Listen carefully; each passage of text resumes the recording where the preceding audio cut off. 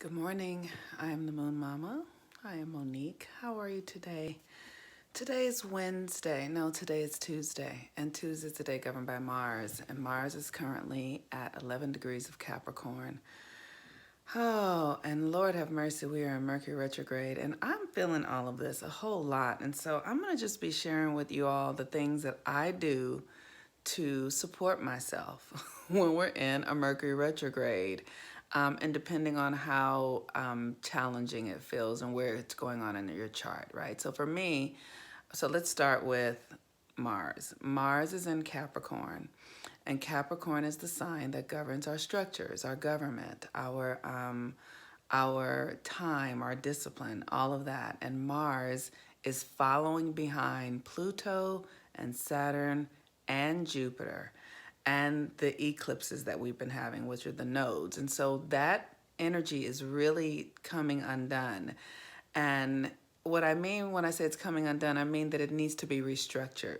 The old ways are really going away and the new ways are coming. And so we have the South Node that has been in Capricorn, which is our past, right? So we really are letting go a lot of the old ways of being. And then Mars there just sort of heightens it. And so that's why we're having this sort of collective health crisis, because to put us on alert about our systems and how we are creating these realities. And then with Mercury in retrograde in Pisces, with Mercury in retrograde in Pisces, it's a collective thing that is something that's impacting everyone, and it's sort of, we're all in this together. And so we are going through a collective thing as humanity. As humans, we're in a bit of a crisis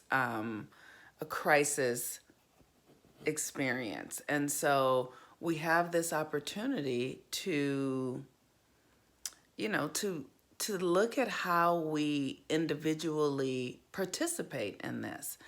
And so one of the things that I'm finding it important to do is to stay balanced and harmonized. And so one of the things I've been doing, I've been drinking holy basil water. And this is a nurturing plant, that literally nurtures the cells, the body. It has a tiny bit of sweetness to it. And basil, it heightens your frequency. Like it has magical principles. So it just makes you feel good. It up levels your vibration.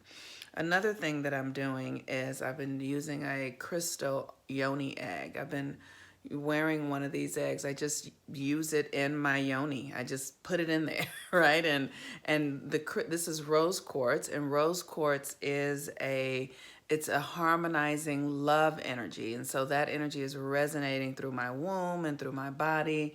I'm also doing breath work and all of that sort of stuff to keep myself just centered, just so that I'm not, falling prey to all of the difficult storylines and the challenges that are happening in my own life, and the attitude of my 13-year-old who is just challenging. And the moon is in Gemini, and so we're in this first quarter moon, which is a choice point. It's like really asking yourself, am I going to take the higher frequency, or am I going to stay in this space that is really outdated? And here's the thing, it's because it's Gemini, it's really duplicitous. Like there is a light and a dark to it. And so you have a choice to make. There is a choice to make. It might not be an easy choice to make, but there is a choice to make inside of yourself about how you're thinking about it, how you're seeing it. I know for me, I'm noticing I'm having a lot of my old patterns are up right now because of Mercury retrograde through my first house,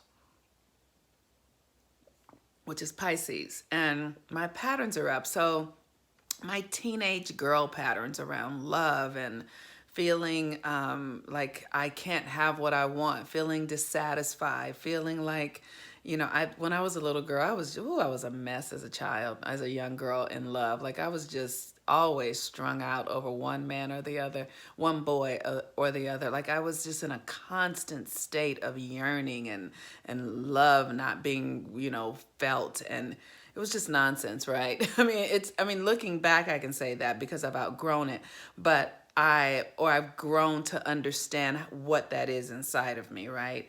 And so I'm noticing all my patterns are up around love. And what I'm doing is I'm asking myself, rather than telling the same old stories about like, who I want and who I can't have and why it's not working out and why it wouldn't work out and all that kind of stuff. Rather than doing that, I'm asking myself to deepen and go into and just see what else is possible. Like, what else is possible here? What's really at the root here? And and as I do that, I open myself up to something that I'd never really discovered before. And because I'm doing the things to keep myself calm, keep myself centered, breath work, moon work, I literally am asking my higher self to show me a new path, to let a new path be revealed to me. And it's so interesting because yesterday I had a client who, a young woman who's really in a love pattern in the way that I used to be. I used to really be caught in like unrequited love. Like I love somebody so much, but I can't have them.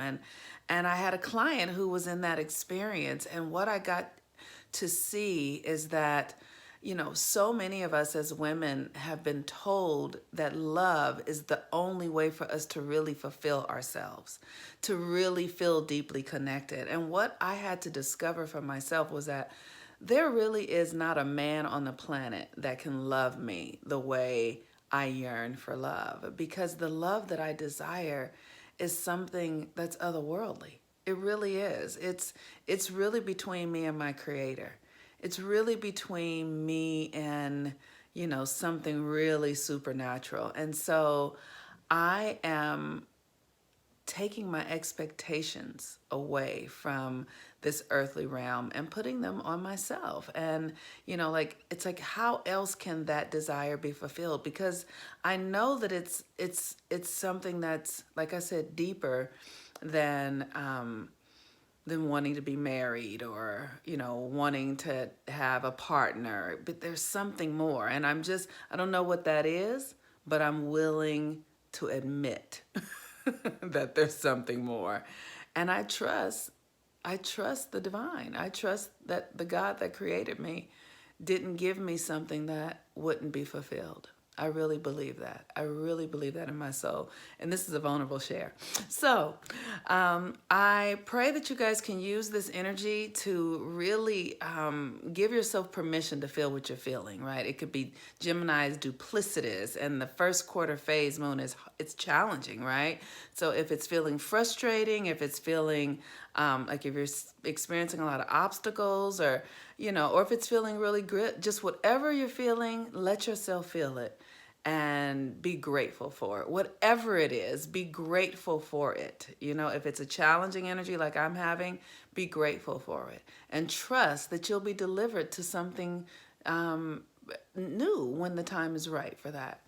Okay, peace and blessings. I'm the Moon Mom. If you want to do a reading or Mercury retrograde reading or any support, let me know. I'm here to support you. Peace and blessings. Bye-bye.